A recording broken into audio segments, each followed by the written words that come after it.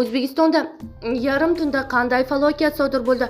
Assalomu alaykum. Tezkor hamda muhim yangiliklarni o'tkazib yubormaslik uchun like hamda podpisatsiya tugmachalarini bosib qoldirishni unutmang. Qirg'iziston Respublikasining Jalolobod viloyati hududida yarim tunda zilzila qayd etildi. Yer silkinishining epitsentri Jalolobod hududida joylashgan bo'lib, u Toshkent shahridan taxminan 291 km janubiy sharqda joylashgan. Bu haqida tegishli seysmologiya xizmati ma'lum qildi.